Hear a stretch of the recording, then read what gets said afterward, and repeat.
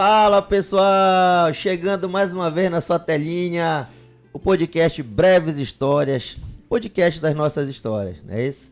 Tivemos um tempinho ausente aí, preparando essa nova temporada, mas agora estamos retornando com o gás renovado, não é isso, professor Valdir? É isso aí, estamos aqui de volta, né, com toda a disposição para trazer aquelas entrevistas de alta performance dos nossos entrevistados e estamos aqui de volta com todo o gás. Exatamente. Bom, pessoal, antes da gente iniciar, né, fazer alguns agradecimentos especiais. Vocês sabem que a gente não consegue realizar nada se não for com a ajuda de algumas pessoas que acreditam no nosso projeto. Então aqui eu quero agradecer imensamente as pessoas que estão nos apoiando nessa quarta temporada, mandar um abraço para todos eles, né? Mandar um grande abraço à IOEPA, a imprensa oficial do estado do Pará, na pessoa do seu presidente, o Jorge Panzera, que nós apresentamos o projeto para ele e ele ficou muito empolgado, muito entusiasmado e resolveu nos ajudar, né? É um cara que sempre trabalha pela cultura, ele gostou muito do nosso projeto. Então, através do incentivo da IOEPA, através do nosso querido Jorge Panzera, nós estamos realizando essa quarta temporada, ok? Agradecer ao meu amigo Sid Clay Miranda também, que nos deu aquela força. Muito obrigado, Sid Clay, você foi muito importante nesse processo. E tem que vir aqui também. Vamos, já estamos combinando. E agradecer ao meu amigo Paulo e ao Paulinho, né, que são brevenses, Paulo Castro, né, e ao Paulinho, que são brevenses, mas que moram em Afuá há muito tempo. O Paulo, inclusive, é lá do Rio Macacos, né, um amigo nosso querido. Obrigado, Paulo, obrigado, Paulinho, que também acreditaram nesse projeto. Agradecer ao meu amigo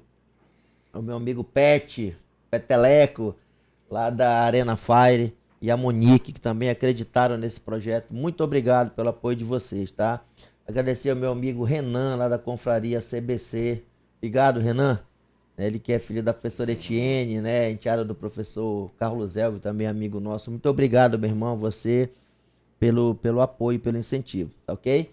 Muito obrigado. E aí, no decorrer dos outros programas, a gente vai anunciando também outras pessoas que estão nos apoiando nesse processo aí, tá ok, pessoal?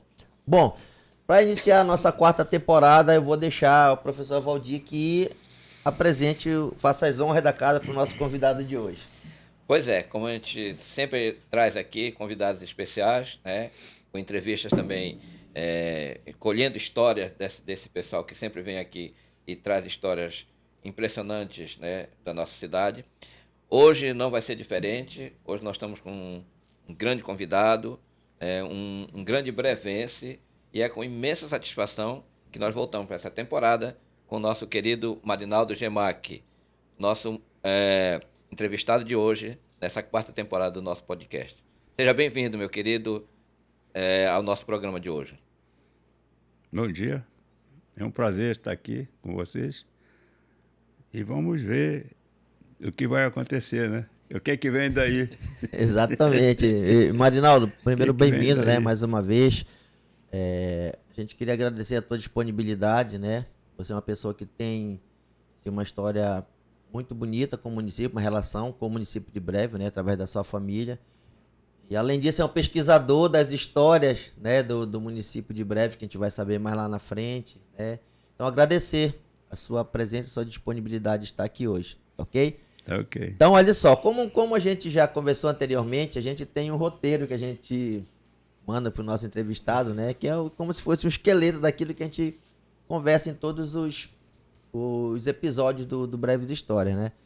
Então, pra gente começar, a gente queria falar um pouquinho, queria que tu falasse um pouquinho da tua relação familiar, primeiro com teus pais e com teus irmãos, tá? Queria que tu falasse um pouquinho dessa relação. Quem são teus pais, como é o nome deles, quem são teus irmãos, falar um pouquinho para depois a gente passar pra tua família propriamente dita. Olha, acho que falar da gente é meio lisonjeiro, né? Não sei muito falar de mim mesmo, então, da família, mas assim, eu sou Marinaldo Gemac Machado, sou filho de Abel de Souza Machado e Doralice Gemac Machado. Todos vieram do interior de Breves. O papai é descendente de português, o avô dele era português, vieram para o Brasil em século passado, em 13 irmãos. Depois um voltou para Portugal, nunca mais voltou para cá. Um se foi morar em Portel, lá pelo aquele rio lá, Anapu, e o outro ficou por aqui, que é o pai do papai, que eu não cheguei a conhecer, né? A minha mãe já tem uma descendência. Antes diziam que era italiano, mas eu cheguei à conclusão que não é italiano. Os ascendentes dela vieram da Síria, da família Gima, que virou Gemarque. Aí vieram para o Marajó, aí vieram para Breves. Aí da mamãe que já veio para Breves na década de 50. Né? Quando Breves, eu acho que não tinha nem 5 mil habitantes a cidade. Onde é hoje o fórum, era a última casa que tinha, que era o do externato. Na época, internato evangélico amazônico, que era da missão evangélica, né? Que na década de 50 veio dos Estados Unidos para o Brasil e ficaram lá no Maranhão, e do Maranhão vieram para Breves. Foi, eu acho que a primeira igreja evangélica cristã. Que é a igreja cristã. Que é a igreja cristã, né? E eles eram donos de tudo aquilo. Até no canto da Cozampa ali, do outro lado, era deles. Depois eles foram embora, criaram o outro, né? Então esse é o Marinaldo Gemarque, né? Hoje aqui em Breves, e tenho vários irmãos. Tu nasceste aqui mesmo? Eu nasci aqui mesmo, eu nasci numa casa branca, que fica atrás do hotel, ali na Passagem da Saudade. Lá tinha uma casa branca, que também lá já era colônia, né? Sim, sim. E nasci lá, como eu estava Ali falando. onde chamavam antigamente também o Salão Azul, alguma coisa ali. Não, O Salão Azul já é... mais recente, era lá né? pro meio, já é mais Já é lá recente. no final, próximo já da... Ele tá falando de onde é o Hotel Center Palace. É. Lá é o Center Palace. Bem Lá na onde esquina era a mesmo. casa da É, professora Nazaré Oliveira. Não, eu sei, pois é, eu Lá sei. tinha uma casa branca, que foi construída por uma enfermeira do hospital, o marido dela trabalhava lá em Antônio Lemos. Sim. E aí meu pai alugou lá na época. E eu nasci lá. Quantos irmãos vocês são? Olha, se for considerado papai, são muitos, né? Eu acho que mais de 12, né? Meu pai era o namorador, vamos dizer assim, né? Mas da relação entre ele e a tua mãe. São quantos irmãos? Nós éramos 5, né? Meu irmão Vivaldo faleceu com 21 anos. E a minha irmã Maria, que faleceu depois de 4, 5 dias. Hoje na verdade, somos 6, né? Éramos 6. E hoje eu, Marinaldo Gemarque, o Cláudio, meu irmão, o Ivan e a Analina. Sim. Já do papai ali é também já considerando o Artêmio como representante da outra família, do papai. Já são mais uns 10, parece, uma coisa assim, né? E fora disso, o papai teve também outros filhos por aí. É meu fera aí. Mas ele fazia o que aqui, quando ele chegou, quando ele se fixou aqui na cidade? Olha, o papai, ele era comerciante lá no interior, né? Sim. A história dele é uma história assim, que ele queria ir embora, queria estudar e o pai não queria apoiar também, e foi embora para Belém. Trabalhou ali nos estivadores durante um mês. Encontrou um cidadão lá que gostou dele e disse, fica aqui que eu vou te mandar para o Rio. Então ele começou a ser praticante de navio grande. O que é isso? É o cara que pegava os navios e aportava, né? São chamados práticos hoje em dia, né? São os práticos. Aí foi para o Rio, mas depois ele voltou e, com o tempo para cá, na época do Barata, já ele... Governador, né? Sim. Governador Barata. Isso ele conta, né? Sim. Ele contava, vamos dizer assim, que ele contava. E ele acabou sendo fiscal do Estado. Trabalhava naquela mesa de renda. Mesa de chamava. renda. E como fiscal do Estado, ele se aposentou e faleceu. Já com 87 anos, né? Eu me lembro dele lá nessa mesa de renda. Hoje é o que? Ainda é Açucã lá, aquele próximo ali onde era Açucã, né? Exatamente. E a tua mãe já era dona de casa mesmo, cuidava da família? Como Olha, era? a minha mãe, eu te dizer uma coisa, que hoje não se faz mulheres mais como a minha mãe. Vida do interior, com pouco estudo. O que ela aprendeu a escrever foi com o meu bisavô, que era o cara que escrevia mais letras muito bonitas, tem escrita deles, ele desenhava as letras. Chamava de letra de paleógrafo, Paleógrafo, né? Aí desenhava as letras. Mas ela é uma pessoa que deu toda a condição com o serviço dela para que a gente hoje fosse o que nós somos hoje. Formou todos os filhos, né? E era, vamos dizer assim, não digo uma agricultora, hoje se fala muito em ribeirinhas, né? Sim. Mas a minha mãe, ela sabia, agora não, que ela tem 92 anos, né? Vai completar 93 agora, dia 1º. Não, completou 93 agora em... Novembro agora. 92 agora em novembro. Dia 1º de novembro ela completou 92 anos. 93, né? Ela é de 32, então é 93 anos. Ela é a única que restou do meu avô. Todos os outros já faleceram. Faleceram, né? Minha mãe fazia crochê. Mas ela mora aqui mesmo. Mora aqui em Breve. Ela fazia aquele crochê de bole-bole. Sim, sim. Pintava. Fazia aquelas grinaldas, daquelas tampinhas de leitinho. E criava. Nós chegamos de ter de 300 galinhas no quintal dela. E plantava. Tudo ela plantava. Hoje ela está lá só olhando, né? Mas ali naquela casa onde é hoje o Mão de Ouro, já era lá ou não? Porque vocês chegaram a morar lá, não moraram lá ou não? Moramos lá. Lá meu pai comprou do meu padrinho Jacinto, que são o pessoal da estrada aí, Sim. da Peão. E era lá que ela tinha a criação dela? Também. Naquela época morava lá o Antônio Goiaba e o Antônio Tralhoto. Era só que moravam lá. E a tia Inedina, lá no canto. Aí vinha a Zuleide e vinha a dona Raimundo e o seu André, lá no outro canto. De lá vocês já se mudaram para onde é hoje, que é...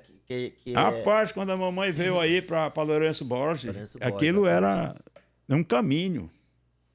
Não tinha, a mamãe era casa, que ela não queria morar dentro da cidade, então ela foi para lá. Isso era o quê? Os anos 70 já ou não? 70. É, né? Meu irmão nasceu em 70, a gente já estava lá. O Cláudio Gemarque nasceu em 70, a gente já estava lá. Uma casinha simples, coberta com telha, comprada lá de São Sebastião da Boa Vista. E sozinha, casinha lá no meio do mato. Aí levou para lá a mãe do João Pacheco, que eles são meio aparentados, né? É. E depois Dona Maria, e depois foi. Virou tudo isso aí. Pra gente sair à noite ali, bicho, Deus o livre, era escuro, que só não tinha luz elétrica. Exatamente. Passava por cima de uns açaizeiros para ir para festa. E eu sempre fui muito rueiro, né? Vamos dizer, noiteiro. Eu já ia. E da tua infância, o que é que tu te lembras, assim, desse período, dessa primeira fase da tua infância, por exemplo, como criança mesmo? Rapaz, na minha fase. infância eu estudei no Externato Evangélico Amazonas, né? Amazônia, uma coisa assim, né? Que era dessa... Da igreja adventista. Da igreja evangélica cristã. É cristã, né? Isso já era lá Onde era o Estevão Gomes? onde é o Estevão Gomes. Já era grande demais, né? Era o internato. Internato.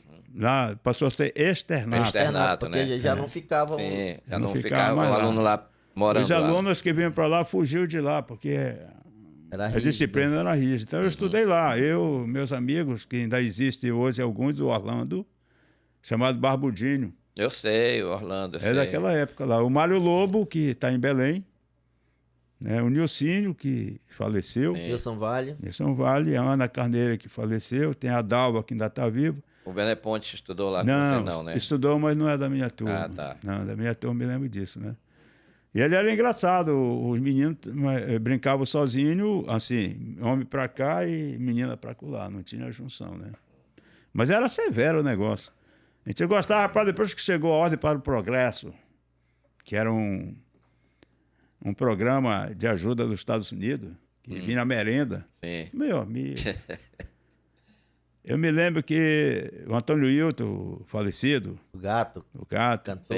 Sim. ele veio daí do Mapuá, me parece, e ele tomava mingau ali assim, vape, e esse menino vai morrer com a barriga grande, né? Porque era assim, né? A gente só não gostava do dia da sopa, que era aquela sopa de soja. Mas, rapaz, mas quando era mingau. E sexta-feira, que era o dia da tabuada.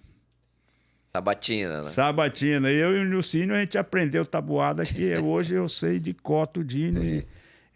Porque a professora Alice, que dava matemática para nós, que é mãe do Esdras,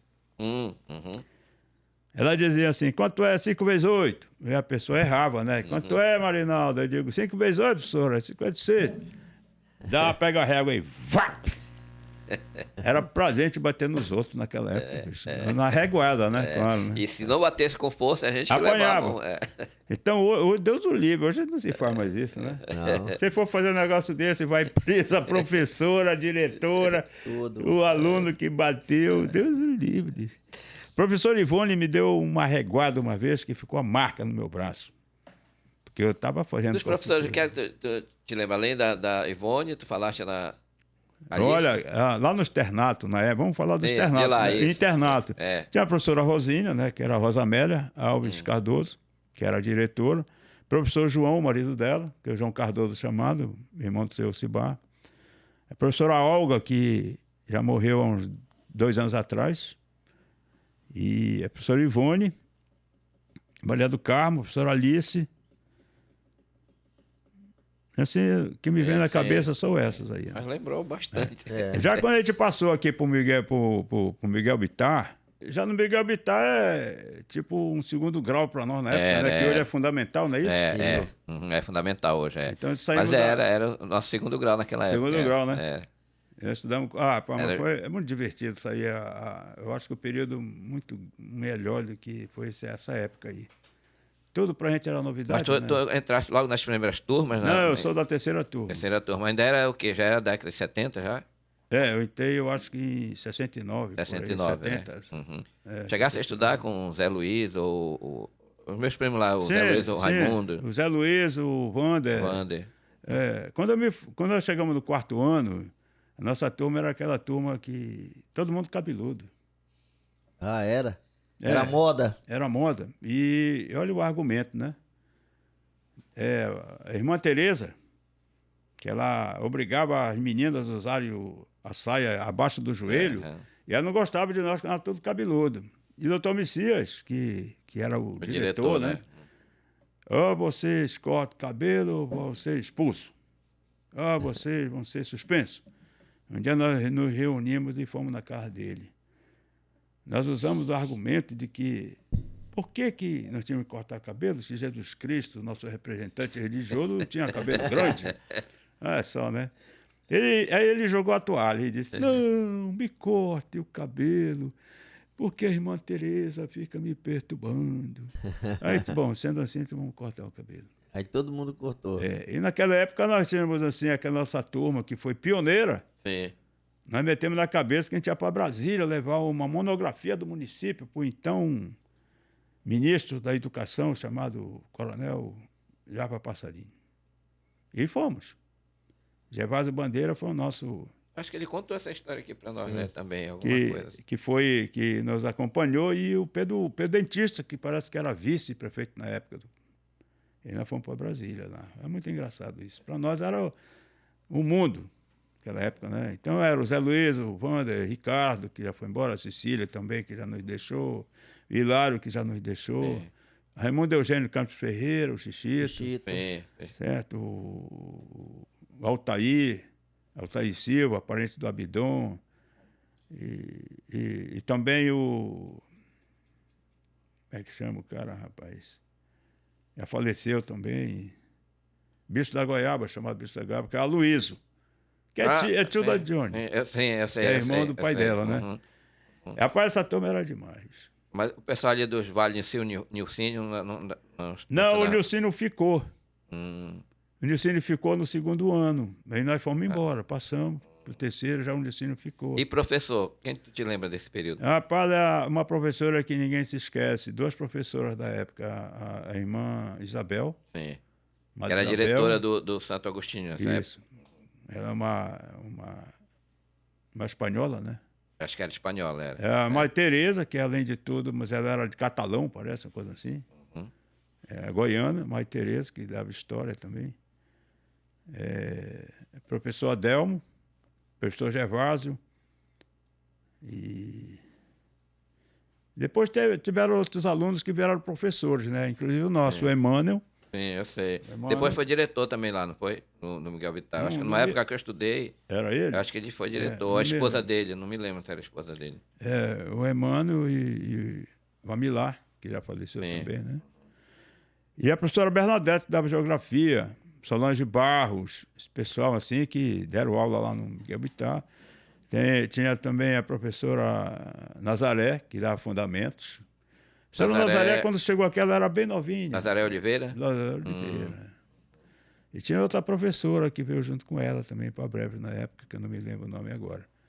Mas era esses aí, assim. Mas a professora Bernadette Farias, até hoje ela é querida, naquela época, né? Sim. Ela sabia conduzir os alunos, era simpática. Eu ainda cheguei a estudar com ela aqui no Miguel Vittar. E teve um pessoal aí que já foi embora também desse mundo, o professor Miguel Oliveira, que era do Banco da Amazônia.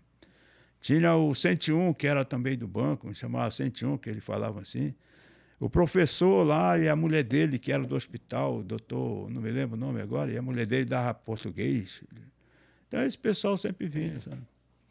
E Marinaldo, nessa tua relação com o município de Breve, né? Que tu gosta muito de preservar essa história, as histórias do município de Breve, né? Tu gosta de pesquisar, de fuçar em documentos, de procurar, né? Fala um pouquinho dessa tua relação, como era a paisagem de Breve nesse período, né? O que era que vocês faziam? Qual era a diversão de vocês? Era jogar bola, era tomar banho no rio, era ir para as festas? Conta um pouquinho desse panorama dessa época aí. Engraçado, né, que hoje é tudo fácil, né? O meu neto, ele já pega um celular, ele já manobra tudo aquilo e tem 4 anos. Quando eu era criança, nos era proibido até de ler revista. Era mesmo? A gente não lia revista, não era dado. Livro a gente não tinha. É. Não tinha bibliotecas.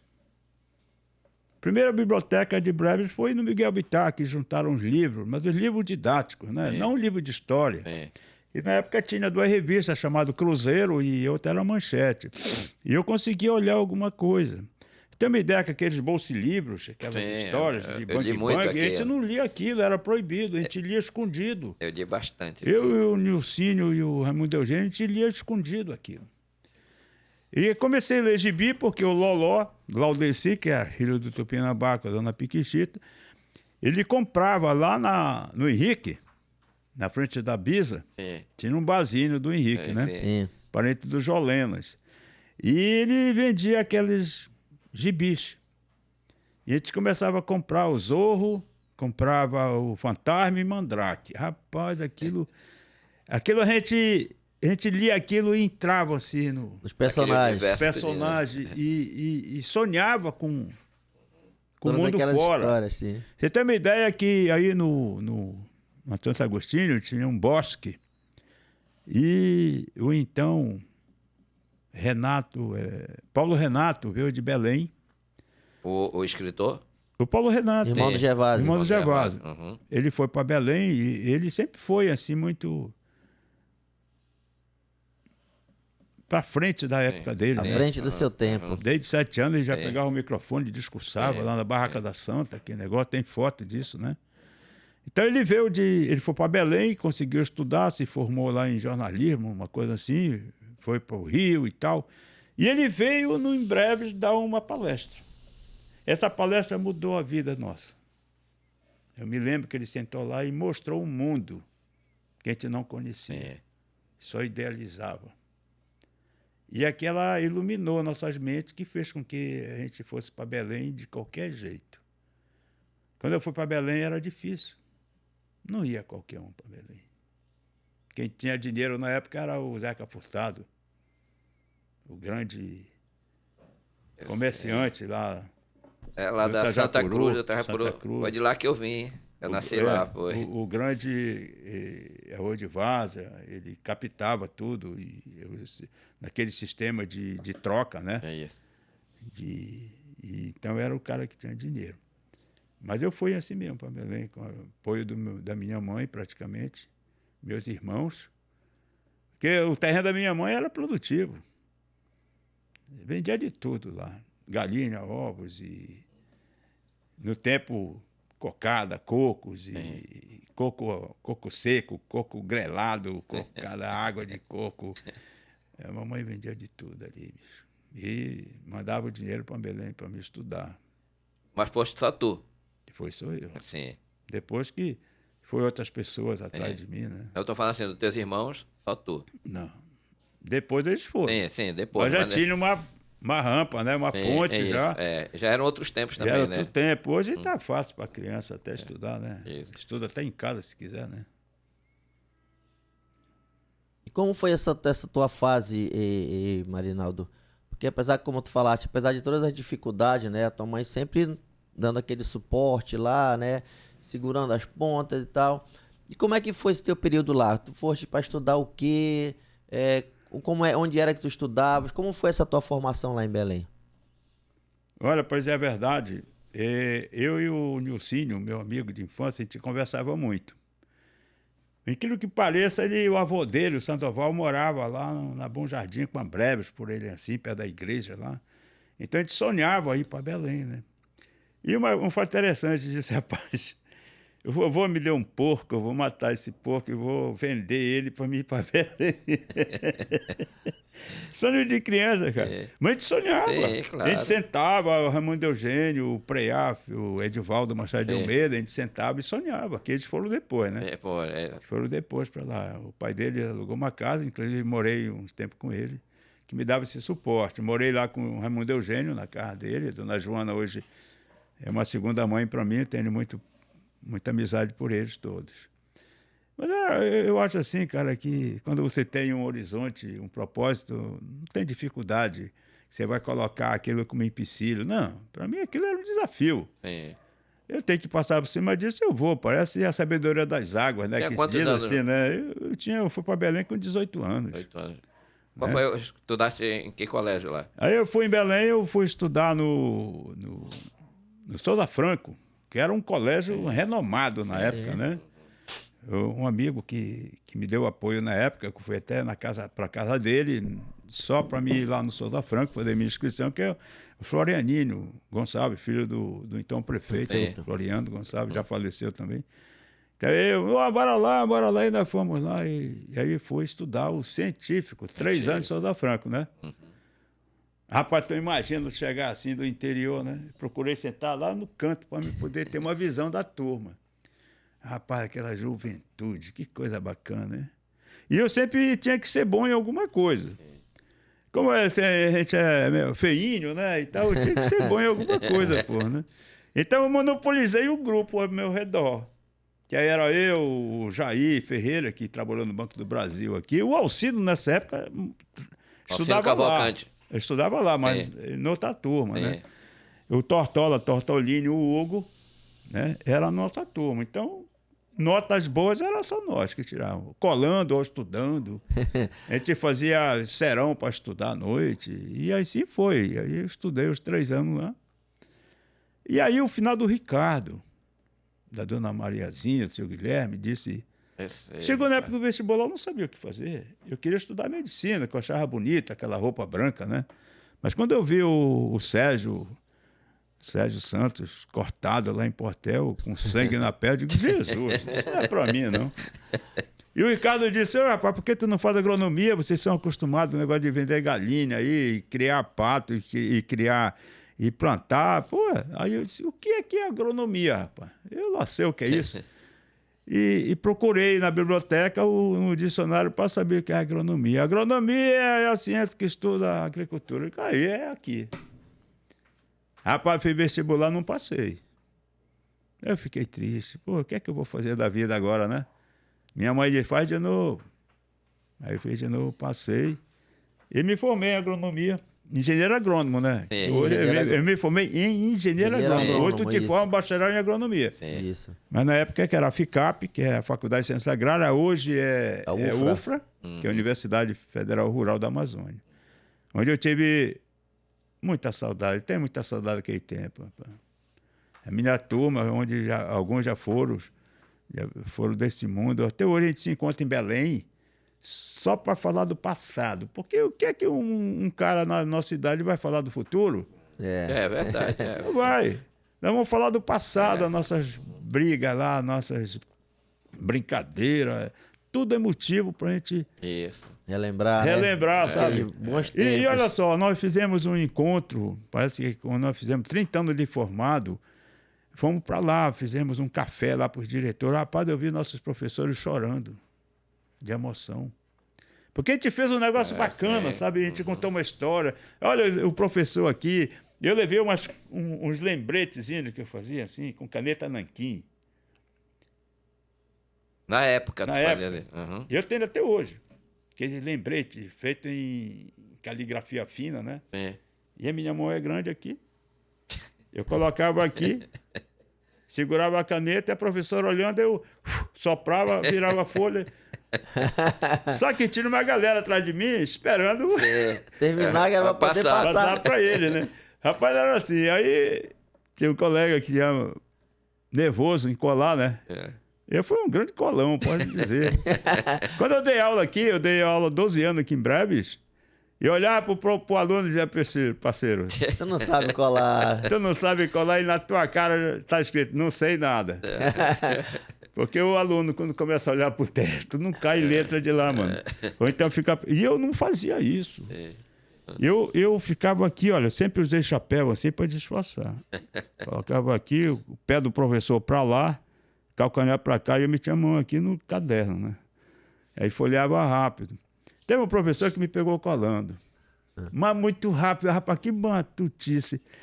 Mário Elias é o nome dele, professor de forragem. Ele, rapidinho, ele foi lá e pronto. Já era. E meus colegas só fizeram assim, olha. E aí... E disse, o que é que eu faço contigo? Eu digo, me dei 0, pô. Você não me pegou colando? Olha, você foi o único professor que me pegou colando. Depois ele disse, esse Marinaldo é muito cara de pau. Além de eu pegar ele colando, ele pediu para me dar 0 para ele. Mas eu não dei, porque ele foi autêntico, dei 3. Graças a Deus.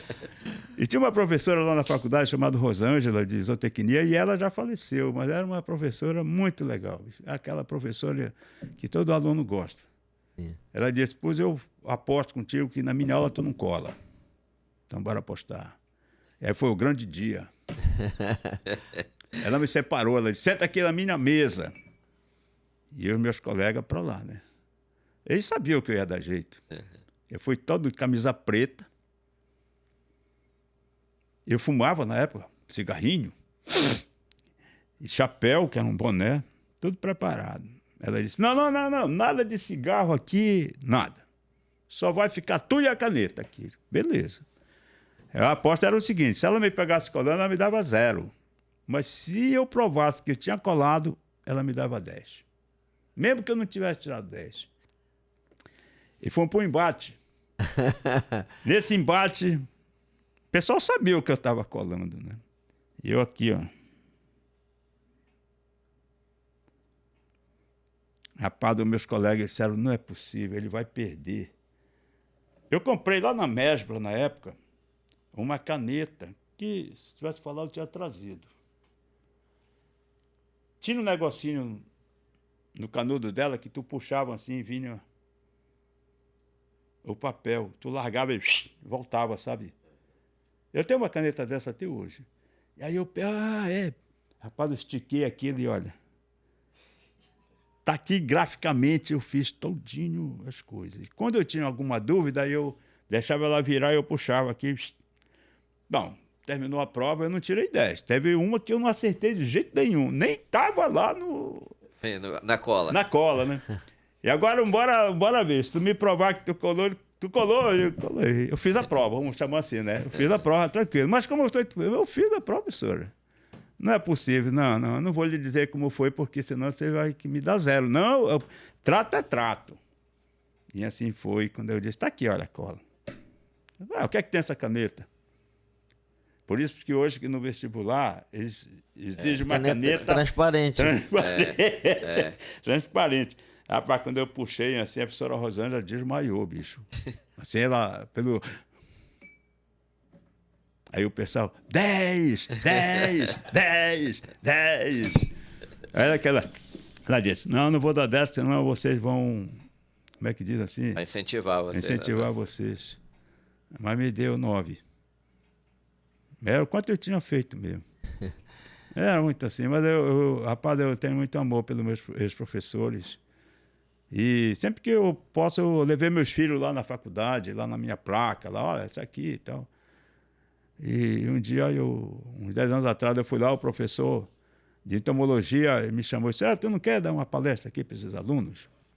Rapaz, que eu cheguei lá assim, pensa, bicho. No meu tempo tinha 5 meninas, o resto tudo macho. E eu entrei lá assim, meu amigo, acho que tinha 5 meninos, só o resto tudo mulher. Eu digo, pá, que beleza, né? Vocês vão fazer agronomia para quê, pô? Por que vocês querem fazer agronomia? Aí comecei a conversar com bacana mesmo. Uma vez o professor Júlio aqui do UFPA me levou para fazer uma palestra lá, né? Pensa para tirar alguma informação dos alunos é difícil. Eles se fecham. Exatamente. Primeiro ele te estuda assim, se você transmite para eles simpatia, eles abrem. Eu tive que usar alguns métodos para eles poderem sair, né? Aquela famosa frase, o que você quer ser quando crescer? E os caras não sabiam nem o que queriam ser. Eu digo, também eu não sabia o que eu ia ser na vida. Né? Mas eu não tinha informação que vocês têm hoje. Hoje o cara tem informação de todo lado, bicho. Você só não estuda se não quiser. Exatamente. E o acesso também ficou mais facilitado agora, né? Porque são várias as possibilidades de você entrar. O acesso hoje... O cara não pode dizer, eu não estudei porque eu não tive condição, não. Que é isso? Você não assina não porque você não quer aprender, pô. Porque Exatamente. O cara disse, olha, meu nome é Manuel, então escreve aqui Manuel 3 vezes. Uma vez por dia só, por cima, você vai aprender.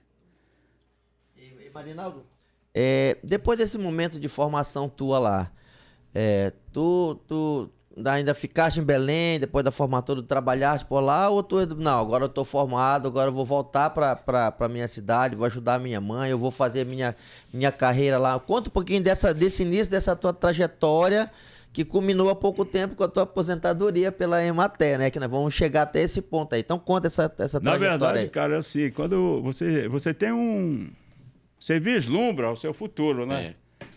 Quando eu me formar e tal, beleza. Mas, bicho, quando você se forma, você perde o caminho. Isso aí eu olhei assim, e agora, pô? Eu ainda ia para a faculdade, agora eu não tenho mais motivo para ir para a faculdade. O que é que eu vou fazer na vida? Aí você chega na beira do rio, assim, e você não consegue atravessar, porque você ficou sem perspectiva, porque tinha um colega que ainda está entre nós, ele dizia, eu tenho 2 empregos. Eu digo, rapaz, porque o padrinho dele já passarinho, não sei o quê. E o Alacide Nunes, na época, era o governador, e o filho dele estudava com nós, né? Era da minha turma. Não do meu grupo, mas da minha turma. E Delgado Nunes, que foi vice-governador, deputado, secretário. Gente boa, até hoje ainda está entre nós. Aí eu fiquei olhando assim, rapaz, o que é que eu vou fazer na vida?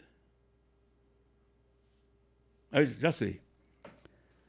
Entrei em contato com a Universidade de Campinas para me fazer um curso de 2 anos lá de especialização. Eu entrei em contato e uma menina que me indicou lá, né? E o cara disse, olha, faz o seguinte, você não tem um amigo prefeito aí? Pega uma carta dele e manda para mim que tu vem para cá. Passa 2 anos aqui. Com uma bolsa de estudos. Pô, beleza. Liguei Gervásio era o prefeito.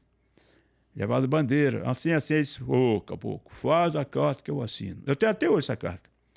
Aí fez a carta, me lembro muito bem. Dia 17 de janeiro, 17 de dezembro de 82, por aí assim, 83. Eu fui lá, ele morava ali na aldeia do Palácio do Rádio. Palácio do Rádio, lá no Presidente Vargas. Presidente Vargas, ele estava fazendo unha lá e tal. Tinha um jogo do Brasil, Venezuela, e tomando uma cerveja. Ele assinou a carta, mas disse, caboclo, eu estou criando uma Secretaria de Agricultura. quer ser meu secretário. Olha, o salário não é muito, mas é 3,5%, né? E na época tinha o salário constitucional, que era 8,5%. Não podia pagar menos para o agrônomo. Eu digo, 13,5%? Somei logo na minha cabeça. X, né? Beleza. É para já, parceiro. Rapaz, dia 5 de janeiro ele me empossou lá na prefeitura com direito a salgadinho e refrigerante. Mas isso antes de tu ires para lá fazer o curso? Eu não fui. Tu não foste? Nem assinou a carta, né? Ele assinou, mas eu disse, não, eu vou ser secretário. E fui o primeiro secretário de Agricultura de Breves, na época, ali em 84. Porque era o primeiro mandato dele? Era o primeiro mandato. O Gervaldo foi nosso professor de Educação Física, a gente temos a relação de amizade até hoje, de respeito, né? Sim. E amizade por ele, pela história dele. Ele já veio aqui contar essa história pra gente. É um cara que, a meu ver, foi um cara que mudou a história de Breves, né? Principalmente a educação. No Palanque eu dizia, naquela época, nunca um prefeito fez tanto pela educação como o Gervaldo, porque ele é da área, né? Ele era professor. Não sei se dá aula, eu acho que não dá mais aula hoje, mas era um cara muito assim... virou vereador na época, depois não quis mais, e sempre foi muito trabalhador. E campeão de concursos. Verdade. Ele passou em todos os concursos que ele fez, o Gervaldo. Então é um cara que a gente tem o maior prazer de estar ao lado dele. Né? Sofreu alguns baques da vida, né? Mas felizmente ele está entre nós. Rapaz, e aí, com direito a salgadinho. Aí ele disse para mim o seguinte, acabou, eu tenho 30 dias para me apresentar um plano. E agora ferrou. Você sai da faculdade, você não sabe nada, bicho.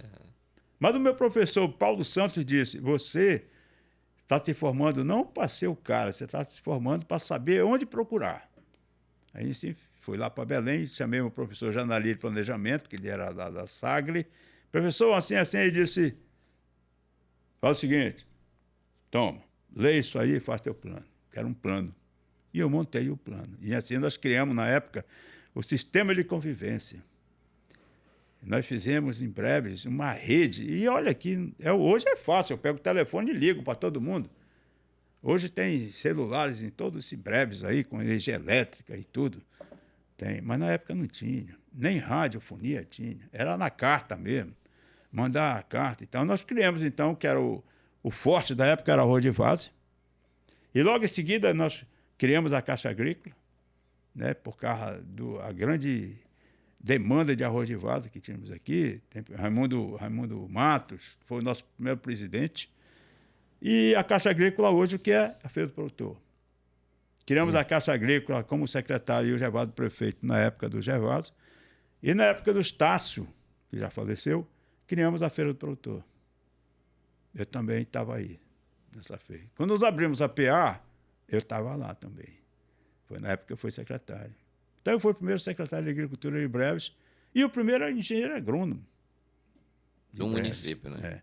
Eu tenho, pela história, conta que lá em 1800 e pouco, tem uma família que teve um agrônomo. O escritor, que é primo do Ivo Cardoso, filho do Adalberto dos Santos, ele, no livro dele, eu li o livro dele, ele fala lá que um cidadão se formou em agronomia, lá no Rio de Janeiro, por aí assim, né? Mas nunca veio para Breves. Então, eu, particularmente, me considero o primeiro engenheiro agrônomo de Breves. Até hoje eu não sei se tem outro, eu nunca vi. Ficaste todo o mandato do Gervásio e mais o... Não, eu trabalhei um ano.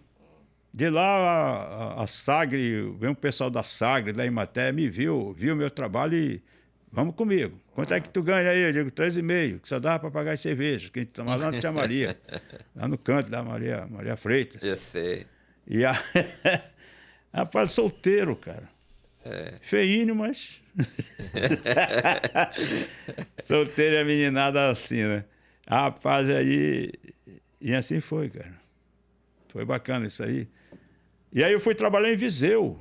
A Sagre me levou daqui, o secretário era o João Batista, o Carlos Benjamin era o diretor da Imaté. Olharam o meu trabalho, chamaram para o Gervaldo. Gervaldo, vamos levar o teu engenheiro. O Gervaldo ficou puto comigo, que ele se sentiu abandonado, traído. Mas eu digo, como traído se você deu? Tudo bem, companheiro, é bom para ele. E depois você está me sacaneando? Não, mas foi assim. Aí eu fui trabalhar em Viseu. Quando disseram, tu quer ir para onde, Marinaldo? Não dá para ir para Breves. porque não tem vaga lá para ti. E já tirei maté aqui, né? E aí eu digo, cara, qual é o mais difícil desse tranco aí? Viseu, eu vou para lá. Trabalhei 4 anos lá e levei para Portel. Portel vim para Breves, Breves Curralino, Curralino Breves e estou aqui. Mas andei muito por aí. Andei muito por aí. Eu cheguei a me aposentar não por necessidade, mas eu caí numa cilada. Pode dizer, uma cilada por falta de atenção minha. Quando eu me aposentei, eu pensei assim, vai melhorar um pouco a vida, né?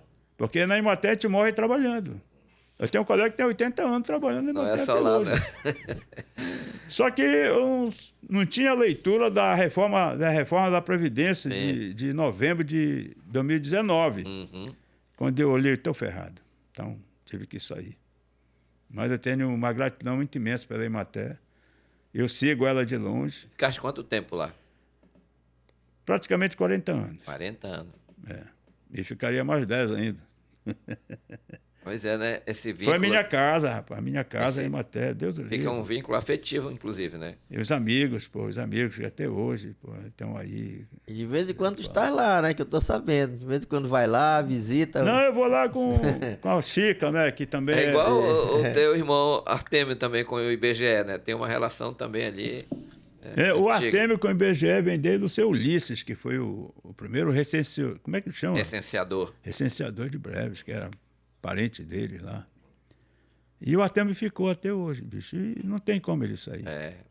Só tem a lei federal, que ele é da lei federal, e quando inteira 70 tem que sair, ele já tem. Mas ele chegou a 75 agora. Parece que tem que sair. Eu não sei como é a situação dele, nunca conversei com ele.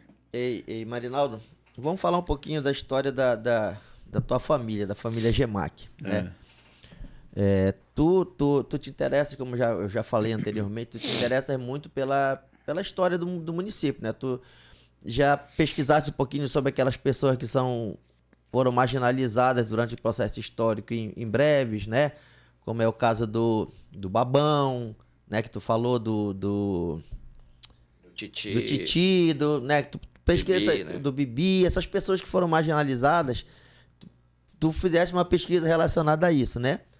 Além disso, tu pesquisaste a história da tua família, Gemac, né? Para tentar criar árvore genealógica, para ver a história, né? E a gente conversava anteriormente sobre isso, aí é uma história muito interessante. E eu queria que tu contasse aqui para os nossos inscritos no canal e falasse um pouquinho sobre essa origem. De onde vem esse nome, da Gemac? Qual é a descendência de vocês? Fala um pouquinho pra gente, conta essa história. Olha, antes, porém, é o seguinte, a gente tem que dar voz àquelas pessoas que a gente acha que a gente chama de marginalizado, né? Que vivem à margem. Isso. Mas eles tinham uma importância grande também, cara. Historicamente, todo mundo serve para alguma coisa, né? E por isso que um dia eu estava pensando, digo, rapaz, eu vou começar a falar dessas pessoas. Porque quando eu descrevo o seu Manuel Guedes, que é chamado Babão, né? Babão. eu não só falo dele.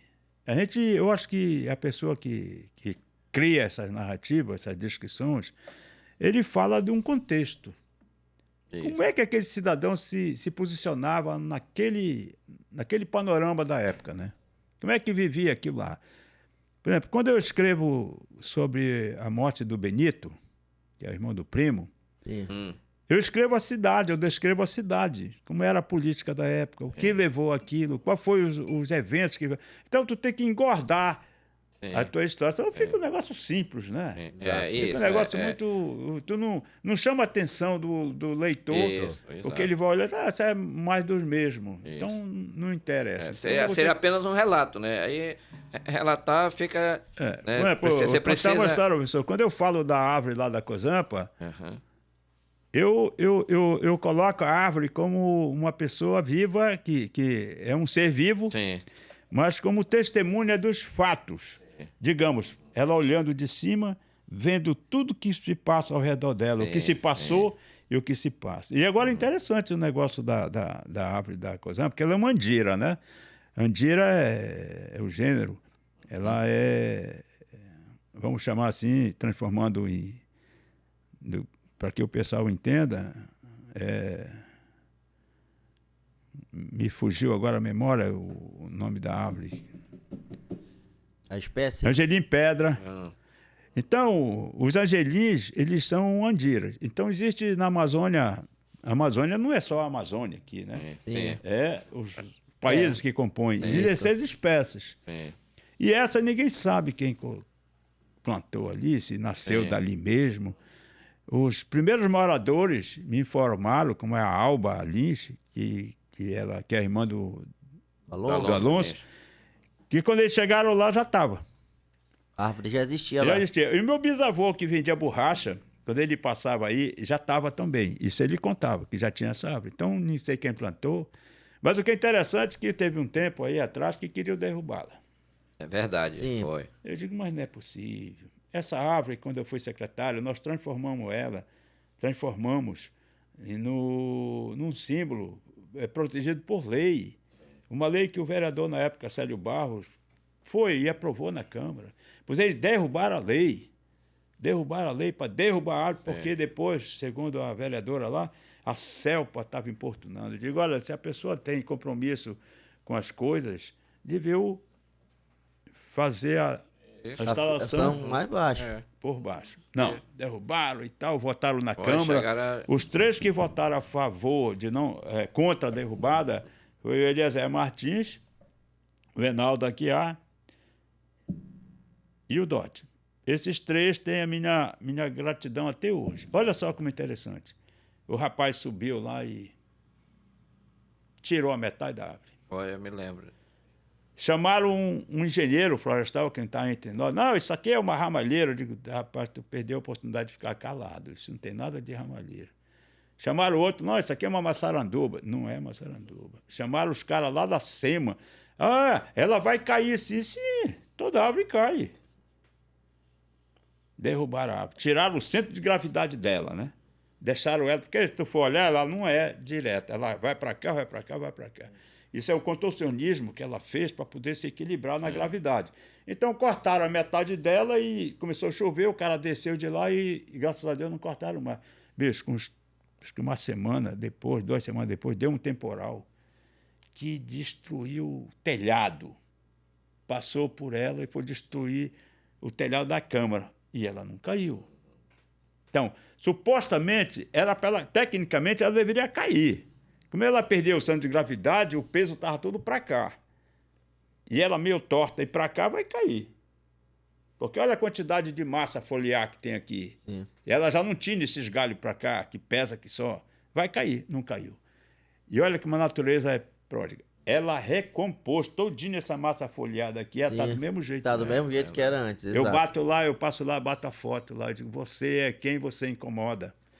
Aí chamei o nosso poeta, Arnóbio, Sim, o Biraci. Biraci Tiririca, faça uma poesia sobre ela, Sim. para acrescentar. E graças a Deus ela está aí. E o professor Valdemar Polidório, Sim. ele tinha adotado aquela árvore, mas depois até ele largou. Ele pegava os alunos e ia limpar aquela árvore lá. Ali tem um centro de rapaz, ali tem... tu tem ideia de quantos micro-organismos tem naquela árvore? Para o estudioso. E para nós, pô. E o valor histórico que ela tem, Então, né, para o município mesmo, né? Olha, eu estive andando por aí, eu cheguei numa cidade que diz assim, olha só, o caminho de Moisés. Nada mais é do que a água, quando baixa, a praia forma um caminho. Forma um caminho. Aí o caminho de Moisés, rapaz, os caras ganham dinheiro com aquilo, e tem não sei o quê, aí eles fazem aqueles mural assim para te bater foto, colocam uma rede lá e tu deita lá, ganha dinheiro. E nós não ganhamos dinheiro na nossa árvore. Eu costumo dizer que Breves é a cidade menos marajoara do Marajó. Eu conheço conheço todos os municípios do Marajó, já fui. Tu chega em Salvaterra, Ponta de Pedra, Souro, e até Afuá tem característica. Cachoeira, verdade. Santa Cruz tem característica. Moaná. Chega em Breves. Não estava falando agora, pô. As únicas coisas que tinham para a gente dizer, olha, isso aqui é do século passado, não tem mais. Tu lembra da Praça Matriz? Sim. Tinha uma agulha lá, com um negócio lá de um padre lá. Sim. Um prefeito da época mandou destruir aquilo, transformou numa outra praça. Sim, você pode fazer quantas praças quiser, mas Tinha guarda chafariz. Tem aquela. as características, Tinha no né? chafariz lá na Isso. frente. Exato. Tinha Pois umas é. inscrições lá. A própria prefeitura, que no governo do então prefeito Luiz Rebelo, foi toda descaracterizada. A parte de trás da prefeitura, que era toda feita em mármore, uma escadaria toda feita em mármore, algo histórico, eles destruíram para colocar as centrais de ar lá. Agora vê só. Né? Então, Mas eu desviei a palavra que tu perguntou, eu acabei desviando. sim, é que a gente vai falar sobre a origem da família, da GEMAC. Ah, sim. Isso aí é assim, como eu anteriormente estava conversando com você, eu comecei a pesquisar, porque eu particularmente não gostava do nome GEMAC. GEMAC, parece gemada, né? Mas chegou um momento que eu disse, não, peraí, esse nome é melhor do que Machado. Machado tem em todo canto, até em supermercado, né? Então, Machado tem para todo lado, não significa que essa é uma família. Mas quando eu comecei a estudar a família GEMAC, comecei a perceber que onde tinha um GEMAC, tinha uma conexão com o outro. E eles são tudo daqui, no Brasil originou-se tudo daqui de Chaves, Caviana, Mestiana, aquelas ilhas lá, né? E depois, com um determinado tempo, eu disse, rapaz, tu é GEMAC? É. De onde tu és? Eu sou de Chaves, lá da Arapixi, não sei o quê. Quem é teu pai, quem é tua mãe? E aí comecei a construir. E aí tem uma árvore genealógica, que eu comecei a construir, e comecei a colocar as casinhas lá, né? Aí nós fomos. Hoje essas árvores genealógicas elas se conversam. Hoje é fácil, vocês se conversam. E eu recebo hoje muita informação de outros GEMACs. E eu comecei a perceber que o GEMAC era bem expressivo. Eu conheci um professor lá em Belém que era GEMAC. Inclusive é o dono do Impacto, né? Foi professor, não meu, mas ele foi um professor que eu conheci. Mas ele não era dono de nada na época. Mas era um cara interessado nas coisas, e minha mãe falava muito nisso. E lá em Chaves tinha um cara expoente chamado Dilermando GEMAC. Era o nosso expoente. E minha avó contava que o avô dela, que é o Augusto César Pereira GEMAC, veio não sei de onde. Então, não tinha informação de nada. E aí comecei a pesquisar. E já agora com as redes sociais, os caras mandavam para mim algumas coisas.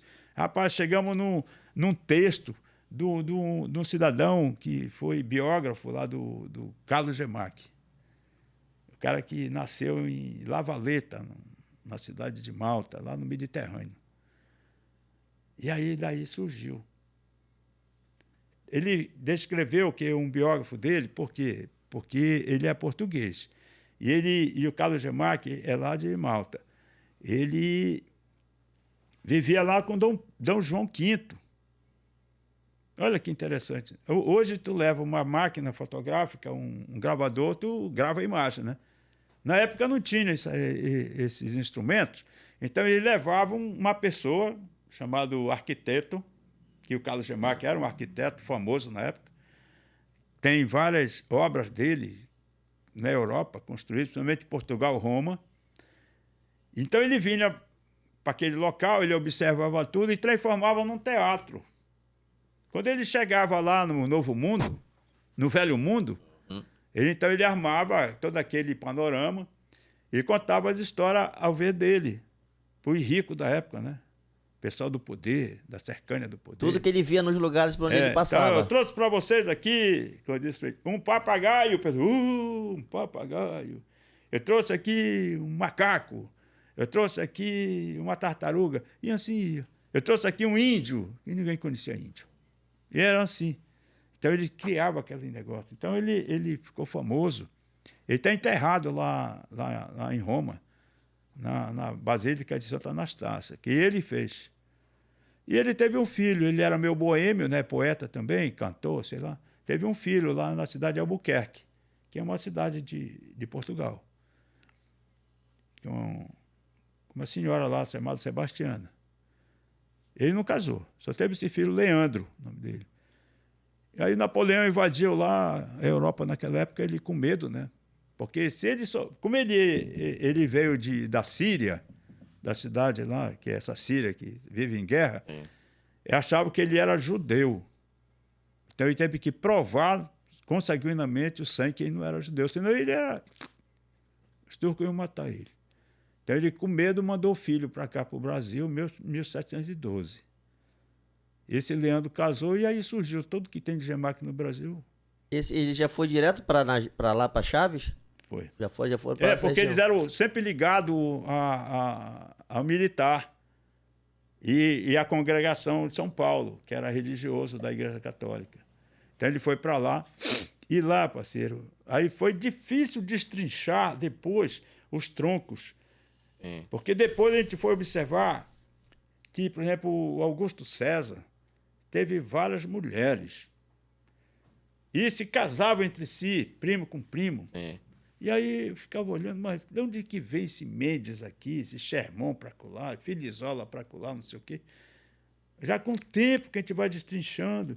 Porque os antigos faleceram e os jovens não queriam saber disso. Deixa eu ver se eu entendi. De Portugal, com a invasão napoleônica lá, eles veio junto com a família real para cá, para o Brasil? Né? Não foi, Ele não foi mandou para cá. Antes. Sim. Antes, 1712. Na verdade, assim, 1712 ele mandou porque estava a perseguição dos judeus foi na antes, Europa. Então, antes da invasão fuga da napoleônica. família. Ele mandou para cá, 1712. Só que ele não voltou mais depois, que ele ficou com medo, né? E aqui ele teve 2 filhos.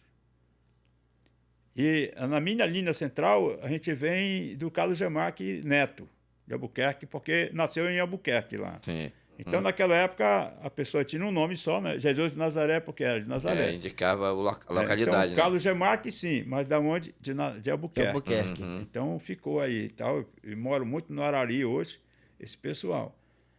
E aí casou para cá e teve 2 filhos. Nós somos... A Sebastiana, filha dele, não filhou assim, sabe? Sim. Já o Carlos Gemac de Albuquerque Neto, sim, nós somos da descendência dele. Que veio ele, depois veio Manuel Carlos Gemac de Albuquerque, foi o cara que, em 1823, leu a adesão do Brasil à independência, né? Que foi lá em 1822. Sim. Mas aqui no Pará, em Chaves, só em 1823. Foi. Então, e depois dele veio o Augusto César, que é o meu tatravô. Aí depois dele veio que é o pai da minha avó, Ramon Nonato Pereira Gemac. E aí veio a minha avó, nessa linha Gemac. A minha avó, Ana Marques Gemac, minha mãe, eu, meu filho, meu neto. E nós chegamos aqui, essa geração. Agora, sim, a ramificação, se a gente for somar tudo, dá muita gente. Eu fiz uma contabilidade um tempo aí ela dá 16 mil Gemac. Tem uns que não são mais Gemac. Por exemplo, vou te dizer, o Preá. Edivaldo Machado de Almeida. A mãe dele era Gemac. Mas, para supressão do nome, virou Almeida. Então, eles não se consideram Gemac, eles se consideram Almeida. E vocês perderam o quê? O Albuquerque também por conta que assumiram também o nome Machado. Também. Não, o Albuquerque já vem perdendo desde lá de cima. Já vem perdendo. E Marinaldo, tu contavas antes aqui um fato que eu acho interessante, que é bom a gente ressaltar sobre a origem da tua família, né?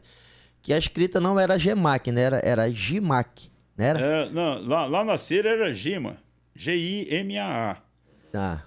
E aí, quando eles passaram pela Grécia, que andaram fugindo dos turcos otomanos, já virou Gemek, Gemak. Isso está nos livros. Sim. Quando chegou lá em Malta, já passou a ser Gimac, CH. Gimac. Aí o João Paulo, que é que a mãe dele morreu no parto, lá em 1610, morreu no parto lá na Síria, e o enfermeiro, chamado enfermeiro hoje, criou ele e deu educação para ele. Ele teve 5 filhos. Um chamado Nicolas faleceu, e o Carlos Gemac, que é o terceiro na linha, veio para Roma, e os outros se perderam pelo mundo. Um foi para os Estados Unidos, virou Gemak,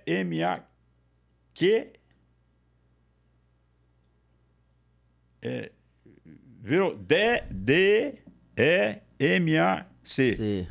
Em vez de ser Gemac, ficou Demac. Então, teve um Gemac que veio aqui para a Guiana Francesa, já mudou o nome. Já se escreve Gimaques. Mas o interessante é que quando a gente vai colocar um perto do outro, acaba saindo do mesmo tronco. Sim.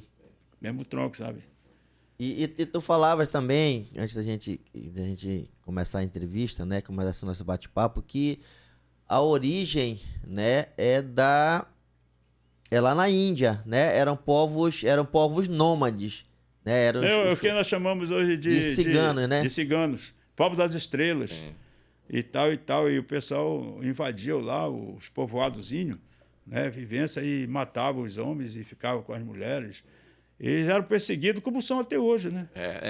O único país que ainda tinha uma complacência com ele era aí a Península Ibérica, Portugal e Espanha. Mas chega um momento que eles eram perseguidos, então eles estavam fugindo pelo mundo. E essa linha nossa, ela chegou na Síria, né? Ficaram numa cidade chamada Hamath, né? Que é onde nasceu o profeta Jeremias, que fica a 5 quilômetros de Jerusalém. Isso o livro conta, né?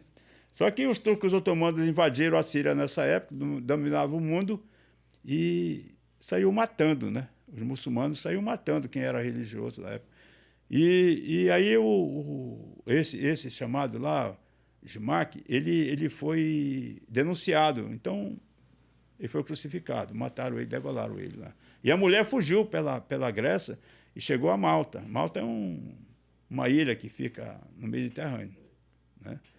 Mas assim, cara, deixa eu falar uma coisa a você aqui. Breves, ontem eu estava falando que a avenida, eu estou contando a história da avenida também. Avenida Rio Branco. Avenida Rio Branco. Como é que se tornou Avenida Rio Branco? Quem foi Rio Branco na vida? Né? Porque hoje as pessoas não sabem. Isso. E nem querem saber. Então pergunta para um menino desse, eu quero saber, pô. Está falando para o parceiro que... A gente pergunta para o cidadão, quem é teu avô? E não sabe. Verdade. Não sabe a história do avô. Então, eu conto a história da Avenida Rio Branco. Eu sempre converso com a professora Johnny, ela sempre me dá uma luz também, né? Porque ela é escritora. Eu não sou, eu sou como pode dizer assim... Um contador de causos. Eu sou entusiasmado. Se tu for ler o que eu escrevo, não tem aquele... Tem aquele nosso amigo lá, que é o não sei o que da Farinha, lá em Belém, que é parente do Mário Lobo, ele diz, ei, Zé Marco, traz as tuas coisas para cá que a gente vai dar uma lida, vamos publicar. E eu nunca me deu a satisfação de levar para ele, para publicar no livro. Isso nós temos aqui, bicho. Ele já reuniu o povo lá para me apresentar, eu nunca fui. Para contar essas histórias. Então, eu tenho um livro de poesias que eu escrevo, fica lá. Às vezes eu olho para aquilo, será que foi eu que escrevi isso aí? Eu não me sinto, porque o cara escreve o que ele está sentindo na época, né? Exato. E depois daquilo, não vê mais nada. Você não sente mais nada pelo aquilo. E assim vai. Então, eu estava falando eu escrevi sobre os cachorros de Breves, onde tinha uns cachorros famosos aqui que a gente colocava para brigar. Né? Hoje ninguém liga para essas coisas, tem cachorro para todo lado. A história da avenida é interessante, né? Que antes mesmo de ser Avenida Rio Branco, tinha outro nome, né? Que me parece que era 7 de setembro. Mas aí, na época, o Barão de Rio Branco, que é Visconde, e tinha o Barão. Todos os dois eram o pai e filho. José Maria Parani, não sei do que lá o nome. Que eles eram, como dizem assim, ministros, né, da época. E defenderam a guerra ali o rio entre o Acre e não sei o que lá, e nós ganhamos, né? O Brasil ganhou. E aí, em função disso, o Dom Pedro lá determinou, não, já não era Dom Pedro, já era, não me lembro se era na República mesmo. Aí surgiu tudinho. Todo canto, tu vê que tem a Avenida Rio Branco, São Paulo, tem no Rio, tem. Todo lugar e aqui tem. Colocaram a Avenida Rio Branco. Só que assim, ninguém sabe se é Barão do Rio Branco ou é Visconde, só colocaram Avenida Rio Branco. E aí não é só contar a história da Avenida Rio Branco, é o que reside nela. Teve um tempo que, vocês sabem disso, que Breves... Por que Breves é quente hoje? Não podia ser mais quente. Naquela época, Breves não era calçado, as casas eram tudo de madeira, né? E a Avenida Rio Branco não tem... Eu acho que a única casa de madeira que tem é aquela que fica lá perto do Nilson Vale, que é onde o seu Joel morou. Que se mantém ainda lá, né? Onde morou Laurínio também. É o que se mantém lá, não sei nem porquê, quase não tem mais nada. Tudo viu, até na PA. A a gente passa, os caras estão transformando, os caras estão de alvenaria. Toda alvenaria. Agora veja uma coisa, Breves, quando eu estava secretário, nós criamos, no tempo do Gerval, nós criamos um programa de arborização e paisagismo.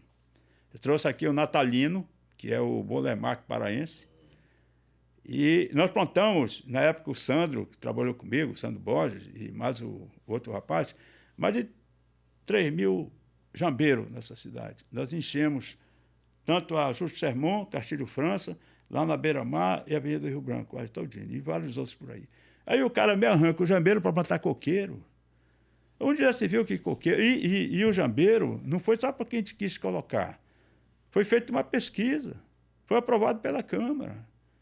Eu defendi o jambeiro como uma planta que tem uma raiz pivotante, raiz profunda, que dificilmente se derruba. Ele tem uma formação conífera, que é bonito. E, além do mais, quando ele dá fruta, ele serve de alimento e fica aquele negócio lindo, bonito. Lindo. Aí a pessoa vem e me coloca IP. Não é uma crítica, mas eu digo IP. IP na avenida lá em Brasília é bonito, mas olha a temperatura de Brasília. Lá o sol, 10 horas, está frio ainda, no tempo. Aí tu coloca IP no meio fio. Olha que o prefeito Estácio... Tu sabe que a primeira arborização foi feita lá em 50, aqui em Breves. Era os que tem lá na Praça da Bandeira, os oitizeiros.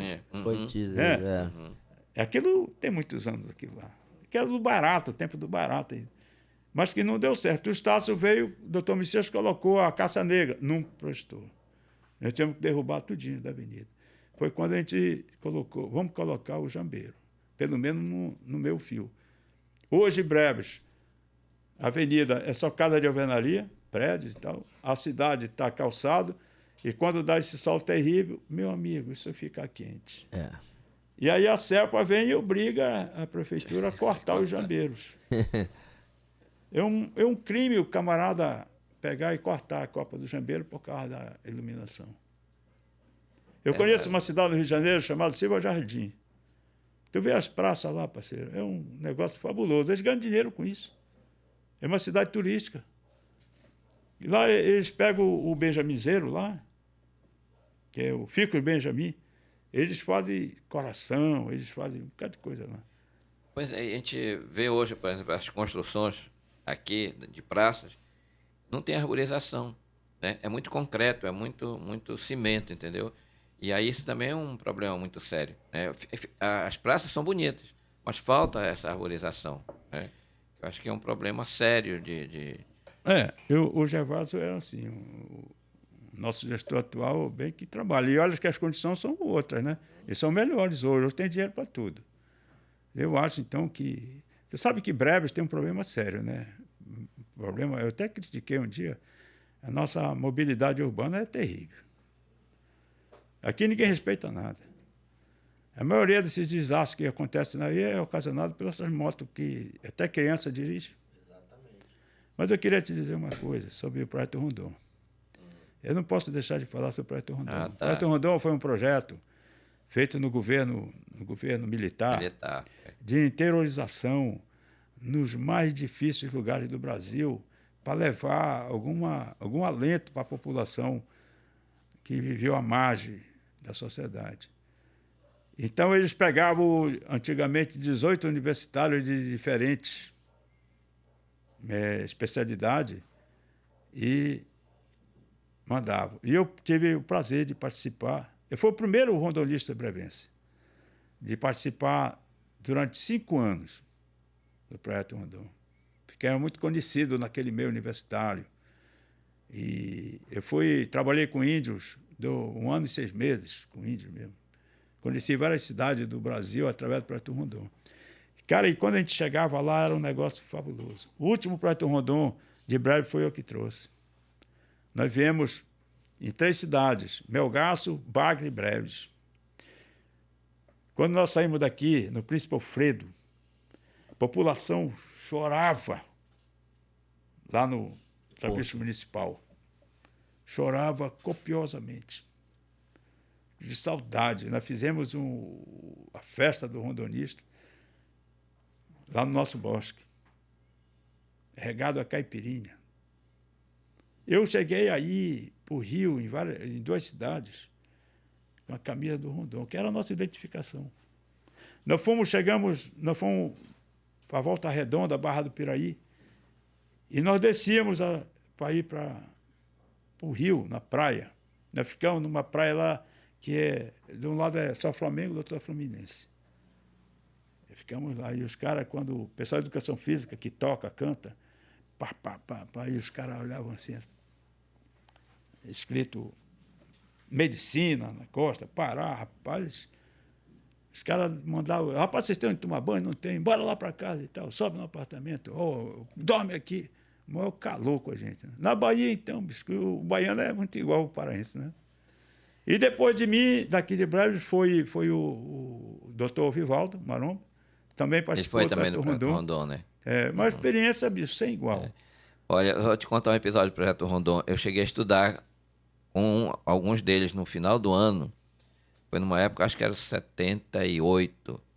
Eu fui fazer uns exames em Belém, que eu tinha passado naquele concurso de menor aprendiz do Banco do Brasil. Brasil, né? Sim. Aí tinha que fazer os exames. Então eu perdi a prova final aqui. Aí quando eu retornei de lá, eu fui fazer a recuperação. E foram pessoas do Projeto Rondon que vieram dar essa recuperação pra gente. Eu me lembro desse episódio. Inclusive eram algumas moças que vieram junto.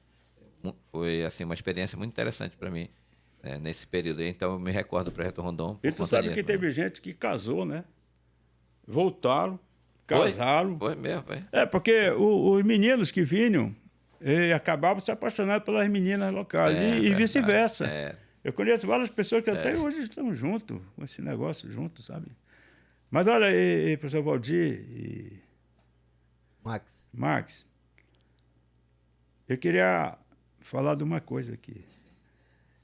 Fique à vontade. Pode falar. Nossa, sabe como surgiu a festa do Santana de segunda-feira? Eu virei presidente do Santana, eu sou santanista, virei presidente do Santana de um dia para o outro. O senhor Luiz Unlis fez uma reunião lá no Santana, chamou os santanistas, na época eles eram muitos. Disse, olha, nós temos que mudar a diretoria. O diretor, a presidência era o Raimundinho. Raimundinho Trapicheiro, né? Não sei o quê. Na verdade, o senhor Luiz o tirou da mão do Raimundinho. Reuniu a Assembleia Geral e eu fui na reunião. Eu era o secretário do município na época. Primeiro secretário de Agricultura. E no outro dia que foi feita a eleição lá por indicação, eu adoeci, não fui. No terceiro dia eu virei vice-presidente do Aloysio. E o Aloysio é atalaense. E o senhor Aloysio Nunes colocou ele, Aloysio Tavares, como presidente. E eu vice. Digo, olha, vamos embora. Nunca pensei em ser presidente de clube. Vamos embora. Rapaz, o Aloysio com 7 dias renunciou. Não dá para mim. Aí Ele era atalaense, né? Virei presidente. Logo a primeira porrada que eu peguei foi festa de carnaval. Eu digo, e agora, cara? O que é que eu vou fazer? Não tinha moral para nada. Podia chorar aí, o seu Lino na época comprava todo mundo. Ele era o presidente do Atalaia, né? Era o cara que tinha dinheiro, que trazia e fazia acontecer. Aí eu fui lá com o Atalaia e disse, bicho, o Atalaia fazia num sábado, no domingo, carnaval e tal, aquele carnaval de salão, né? Sim. Fui lá com a Bebê, não. Fui lá com o Totinha, não. Eu digo, puta merda. Não sobrou vaga para mim. O Luiz Cirino era o goleiro que era... O seu Lino ofereceu uma casa para ele, lá na 1º de maio. Eu digo, como é que eu vou segurar o Cirino? Transformei o Cirino no vice-presidente de Santana, ele ficou. Foi uma estratégia, ele ficou. O Pistão sempre diz, e aí, presidente, qual é a estratégia? E aí, Cirino, só tem uma coisa, só sobrou sábado, segunda-feira para nós. Então, o primeiro baile de carnaval foi em 84, numa segunda-feira, começou dali. Meu amigo, Max, choveu na quinta, acabou com o Inferno Verde lá no ABB, choveu na sexta, acabou com o Max, choveu no sábado, choveu no domingo. Quando foi Até 10 horas da manhã, segunda-feira, chovendo. E a gente com cerveja entupida lá no Prodócio. O Janjão ia tocar lá, não sei o quê. 10 horas foi embora. Veio o sol, bicho. E o pau torou. E daí surgiu a festa de segunda-feira. E aí já ficou como tradição, já. Tradição. Isso aí. Essa parte do esporte é muito invocada, bicho. Foi quando nós começamos a ganhar. De lá, desse ano, fomos vice, nós fomos campeão, bicampeão, tricampeão, tetracampeão. Quando nós íamos fechar 5 anos ganhando, eles armaram com nós. A gente precisava ganhar de 5-0 o Elo Marítimo. Não, o Botafogo. Aqui no campeonato. Campeonato. E nesse dia a gente armou tanta estratégia, mas esquecemos da bola. Estava 3-0 para nós. E a gente tinha conversado, bicho, vocês não vão ganhar mais nada. Quem ajuda vocês somos nós. E pá daqui, chamei o presidente. Tá, tudo bem, vamos lá, mete 5. Só que o Treco, filho do Cuiú, pegava a bola e jogava lá para a maçonaria e de lá sumia a bola. Não teve bola para terminar e terminou 3-0. E nós perdemos o campeonato sem perder nenhum.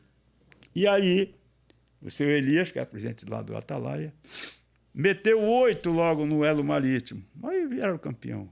Mas no outro ano nós fomos campeão, tri de novo. E o meu último ano no Santana foi 85. Meu querido amigo, Odilon Braga, era presidente. Então nós viramos amigos, viramos inimigos e morreu sendo meu amigo. Ele é presidente do Atalaia, né? É. Então ele comprava todo mundo, trazia time de Belém. Me lembro. Depois que a gente virou amigo de novo, ele dizia, rapaz, tu é muito otário, Odilon. Como é que tu faz um negócio desse? Como é que tu assina um cheque e dá pro jogador? O jogador chegou comigo e disse, olha, presidente, o cara me deu esse dinheiro, sabe como é que é, né? Pô, bicho, beleza, 300 conto. Olha, tu tem que colocar teu nome aqui, senão tu não recebe. E a minha secretária já tirava uma cópia no fax. É. Aí eu ligava, Heitorão, vai para a rádio agora. Vocês estão comprando jogador, isso é crime. Rapaz, ficava em rabo, bicho. E Marinaldo, vamos falar um pouquinho aqui. Felizmente nosso tempo já está quase chegando ao final, vai passando rápido. Vamos falar um pouquinho sobre a tua família, né? Falar um pouquinho sobre a tua relação familiar com a tua esposa, teus filhos, teus netos, hoje que são o teu xodó, né? Nessa aposentadoria. Já eram antes, agora, mas na aposentadoria. Fala um pouquinho, mano, dessa tua relação familiar aí. Rapaz, é um negócio interessante, né? Eu acho que se eu fosse ter filhos hoje, de novo, assim, renascendo, eu seria muito diferente, cara.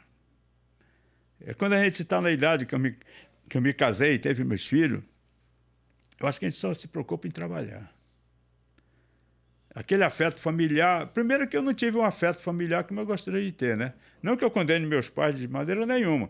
Mamãe tinha prazer até de me dar parmatoada, né? Mas eu digo, que bom, mamãe, que eu consegui que a senhora, se fosse outro, não. Mas a senhora, para mim, é um privilégio ter apanhado a minha mãe.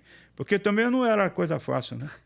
Vamos dizer assim, não era coisa fácil. Uma vez eu te contei uma história para o público. Minha mãe, essa história todo mundo sabe. Bené Ponte me sacaneava com isso. Minha mãe mandava eu comprar pão lá onde é lá o Antônio do Barro, mais um pouco descendo, perto da mesa de renda. Tinha uma casa lá chamada Pensão da Velha Ló, né? E bem do lado tinha um machado, então a gente pegava pão lá. Eu ia comprar o pão, eu trazia só a casca para a mamãe e dizia, até aí, mamãe, é seu do Vivaldo, o meu já comia. Mamãe não tinha outro, vap, né? Então era desse jeito aí, sabe? Eu me esqueci o que tu falou. Aí a tua família, a tua esposa, Sim. teus filhos. Então, hoje seria diferente, né? Eu vejo assim que eu tive que me afastar. Eu passei 10 anos com o Ralinho. Eu só vivia com a minha família nessa época 2 vezes por dia, que era sábado e domingo. Então, eu não via eles crescerem. Mas eles moravam aqui? Eles moravam aqui, eu trabalhava com o Ralinho, ele vinha de lá, né? Mas, olha, hoje eu tenho assim, para compensar o tempo, eu digo assim que eu nunca, não sei, eu acho que como pai eu devo ter falhado muito, né? Quantos filhos tu tens? Eu tenho 2, um casal. Mas como amigo, eu acho que eu sou muito amigo dos meus filhos. E eles, hoje meu núcleo assim é com eles. A gente bebe junto, come junto, vai para junto, vamos embora junto. E assim vai, e as crianças também. Né? Quantos netos? Eu tenho 4, né? Do meu filho, eu tenho dois netos, e da minha filha, duas netas. São 4 caráter e personalidade diferentes. O que eles inventam, cara, é um negócio fabuloso, sabe? Que tu for assim, tu chora. E o vovô babão fica só ao lado, né? O vovô babão aqui, né? Fica só olhando assim, né? Rapaz, né? E o argumento que eles têm para cima da gente, sabe? O meu neto, que tem 5 anos, parece agora, ou 4, 5, o pai dele disse, desce daí, rapaz. Ele disse, mas como é que eu vou descer? Vai cair essa pedra, vai quebrar. Tem nada a ver a pedra com ele não queria descer, entendeu? O pai dele estava levando lá a moto dele e disse, pai, você não quer uma ajudinha aí? Então, são coisas assim, sabe? A minha neta gosta de açaí, rapaz, a menor, né? Todos eles gostam, menos o Igor não gosta de açaí. Ele não gosta de açaí de jeito nenhum. Tu pode dar 100 conto para ele, não quer. Ele só gosta de suco de goiaba. Pode dar outro suco, ele não quer.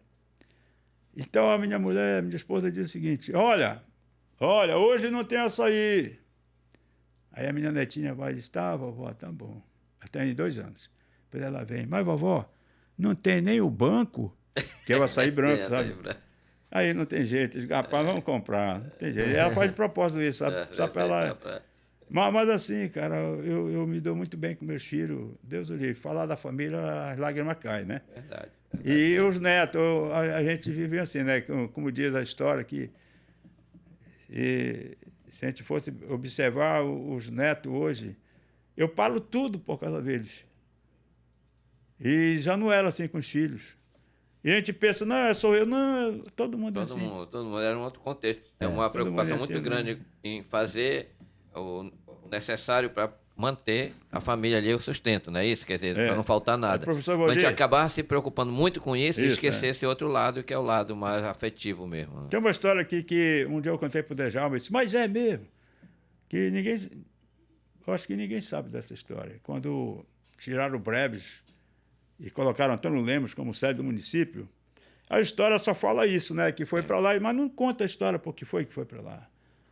Por que o intendente na época levou para Antônio Lemos? A sede do município. Sede do município. Porque houve aqui vamos dizer, uma praga, não sei se foi varíola, que varreu Breves. Varreu Breves. Então, como estava muito disseminado aqui, levou para lá. Mas para voltar lá para cá, teve luta armada. Os colonos da época aqui, esses caras foram os grandes baluartes. Teve luta armada. Eles foram lá com a minha bisavó, que morava no Jacaré Grande. Ela era seringalista, né? Foram lá me emprestar dinheiro dela para fazer esse levante aqui. E aí ela determinou que o meu tetravô lá, Ramon Nonato, viesse, que ele veio fardado, né? Ele era o Félix, que é uma espécie de cabo, né, hoje, com dinheiro para fazer esse levante. Para trazer a sede do município de volta para cá. Isso não está na história de ninguém. Mas ela contava para a mãe dela, para a filha dela, que contou para a mamãe, que a mamãe me contou. Inclusive, a Johnny quer fazer uma entrevista com a minha mãe para contar. Minha mãe tem 93 anos, né? Então, ela chegou aqui em 1952. Ela era do interior. Então, ela sabe de algumas coisas. Né? E eu acho incrível que a minha avó... Eu aprendi a cantar o hino nacional lá no externato, né? Hoje eu não sei nenhuma estrofe. Mas a minha avó sabia cantar o hino do Barata. Mas quando que eu aprendo isso? Eu desaprendo. Então, assim, cara, hoje nós temos a área do esporte, é um negócio bacana, que se a gente for fazer uma outra live só para falar do esporte, tem cada coisa interessante que você nunca imaginou. Aquela disputa entre Santana e Atalaia, o que corria pelos bastidores, e aí macumba para cá, macumba para colar, jogo para cá, jogo para colar, a gente chegou a proteger o campo do Santana uma semana para o macumbeiro não entrar lá, era um jogo de, sabe... Bastidores, e eu me lembro muito bem que o Sapo, que foi o nosso jogador, levaram o Sapo para apresentar lá para o pessoal da Atalaia, eles acharam o Sapo muito feio, não, esse cara não serve, bora... Pistão disse, bora levar o Sapo para lá. O Sapo foi lá e meteu 1-0. O Paca meteu 2-1, 2-0. Aí foi chamar o pai Cláudio, né? que tinha feito, que disse que ia ganhar de 3-0. Aí, pô, tá bom pro Santana, a deusa mandou chamar para o Cláudio. Ele chegou, não, pode deixar, minha filha, que vai ser 3-1. Aí 2-0. Eu conto uma história parecida, que eu ouvi falar dessa história, né? De ser, na época chamava o pai de santo, né? Deu um banho nos jogadores, lá, um banho de erva, não sei o quê. Eu tenho uma crônica que fala sobre isso. Eu usei uma vez, professor, o que o seu Floriano usou, ele me contou uma história, né? Então eu usei uma história que ele usou. Eu cheguei lá no Santana, primeiro que eu cheguei com ele e disse assim, rapaz, eu tenho que motivar meu clube. Eu só tinha palavra para motivar, né? Dinheiro eu não tinha, o seu Lino comprava tudo, Odilon e tal. Aí ele disse, gente, o que você acha desse tecido aqui? Entre esse e esse? Não, esse aqui é o melhor. Eu disse, então vou fazer o pior. Aí fiz um jogo de camisa novo. O Alcino estava comigo nessa época. Chegamos lá, rapaz, jogo de camisa novo, calção novo, meião novo. Só a chuteira que era velha. E disse, olha, pessoal... Aí eles, ficaram muito alegres, né? Essa folhinha aqui, aí vem a história do seu Floriano. Essa folhinha aqui, você coloca no pé esquerdo, na sua meia. Tá... Todos os atletas. Tá curado, todos os atletas. Mas o cara disse, mas presidente... Não é no pé direito? Não, cara. Para te chutar com o pé direito, tu tem que apoiar o esquerdo, não é isso? Então tem que estar firme. Rapaz, aquilo, uma autossugestão. Nós metemos 2-0 no Atalaia. Mas aquilo foi só migué. É o psicológico, né? É migué. O Biratã, a final do Biratã, que o Jomar, que deve estar aqui, que a mãe dele faleceu, eles pegaram os negócios lá do Macuia, misturaram com sangue e tal, e colocaram lá onde estava a concentração do Atalaia. Quando eles vieram do treinamento lá do campo, que eles olharam assim, aquilo cheio de sangue, e dizem, olha, era só migué, cara. Só para meter medo. O Joãozinho, que o Joãozinho gosta, um dia eu conversando com ele, disse, Joãozinho, tu não vai lembrar, mas eles entravam pelo lado do Santana, né? Para entrar no campo. Sim. Eu peguei assim, com a mão cheia de alho, e cruzei o Joãozinho assim, né? Mas será que aquilo tem alguma influência, bicho? Nada. É apenas sugestão mesmo, quer dizer, né? para mexer com o psicológico, né, doido, do atleta. Mas assim, a história... Olha, bicho, o Santana incomodou muita gente. Tu sabia que quem colocou Luz Negra no Santana teve uma maior briga aí? Porque a sociedade não aceitava a Luz Negra. É tudo no claro. No claro. Pô, se no claro, a pessoa não se vive aí, imagina na Luz Negra. Reúne a sociedade. Perdeu, porque parece que foi o São Miguel, não sei se fosse... Não, foi o São Luís Unis. Colocou a Luz Negra, que os filhos vinham de Belém, né? Tal. Eu me lembro muito da menina dele que faleceu, uma filha dele, que dançando lá naquele salão, aquela música do Roberto Carlos, tudo que é seu, meu bem, é meu. Dançando lá. E eu tenho uma memória que eu vejo aquele salão do Santana, lá no fundo, de todo aquele pessoal que sentava lá. Tu acredita que todo aquele pessoal morreram todos? É mesmo. Desse lado aqui, Joaquim Ribeiro com a Dona Maria, o Jonas com a Idelita, ali o seu Nilson Alves, o seu Nilson Vale, aqui o João Grandão, aí Tenente Abrão bem aqui, Floriano e o... Isomar. O Floriano, que era... O Floriano, Conradinho entrou com uma cartucheira lá no Santana. Conradinho é atalaense, né? Não, é santanista. É santanista. Ficou só o seu Floriano lá. Todo mundo correu. Aí ele ficou lá sem jeito. O seu Floriano disse, aí, tu vai querer me atirar? E o seu Floriano era para ser atalaense. O Nilson Alves, o Nilson Vale me contou essa história, que eles armaram e levaram o Floriano para o Santana, pô. E aí, pronto, a família toda... Só o Haroldo que era atalaense, que já faleceu. Mas é muito bacana essas histórias. Exatamente. Ixi, Maria, isso é muito bom. Um dia o Milton Galusso era o presidente do Santana, aí me convidou lá, eu fui lá e estava demorando muito. Tem uma rapaziada lá, eu disse, vocês conhecem alguma história do Santana? Não, então eu vou contar para vocês. E aí aquilo revive, sabe? Exatamente. Bom, Marinaldo, infelizmente a gente chegou já ao final do nosso horário. Olha, né? que bom. E quando a conversa é boa, o tempo parece que voa, assim. A gente vai contando as histórias, são muitas histórias, né? Mas tem muito mesmo. A gente quer te agradecer de coração, viu? Muito obrigado por você ter aceitado o nosso convite, por ter vindo aqui ao Breves Histórias. para poder contar um pouco dessas histórias do nosso município, da nossa região Marajoara, na verdade, né? A gente fica muito feliz de você ter vindo, ter aceitado o convite, tá, meu irmão? Muito obrigado, né, professor Valdir? Exato, como o Max já falou, né, agradecer aí a tua presença. É sempre uma satisfação te ouvir essas histórias, sobretudo de profundos conhecedores da história de Breves, né? Eu tenho uma história no município. A tua família, na verdade, tem uma história muito grande. Tu és um daqueles aquelas pessoas que ajudaram a construir esse município, né? Então, realmente é uma satisfação muito grande te ouvir. Por isso que a gente fica aqui calado, só te ouvindo, porque realmente tu tens muitas histórias para contar. Tá? Então, obrigado mais uma vez pela tua presença aqui. Eu agradeço muito o convite. Para mim é sempre muito, muito bacana falar das coisas, principalmente do município, né? Que eu fiz uma poesia uma vez, para onde eu fui eu tenho que voltar, né? Da onde eu fui eu tenho que voltar, que é sobre Breves, né? Eu nunca mais escrevi, cara. Pode até... Já acabou, mas eu vou contar uma história sobre... Não, pode continuar, pode concluir. Um dia a professora Nazaré fez aqui um concurso de poesia, vamos dizer assim, né? Rapaz, eu escolhi minhas melhores. Para mim, né? Eu escrevi uns 3 sonetos, tudo na classificação, como diz, né? Métrica, Tal tudo. e tal e tal. Joguei lá. Não foi nem classificado. E aí eu não vou dizer o nome da pessoa, mas também jogou lá. A história dele, tipo assim, era uma vez um cachorro que andava na rua, mas a árvore fazia sombra, a água caía ali, não sei o quê. Pô, como é que isso pode ganhar da minha poesia que eu coloco assim? O galo canta na soberba madrugada, a lua encanta a noite orvalhada. E vou... Como é que... Aquilo me tirou a vontade de escrever. Sim.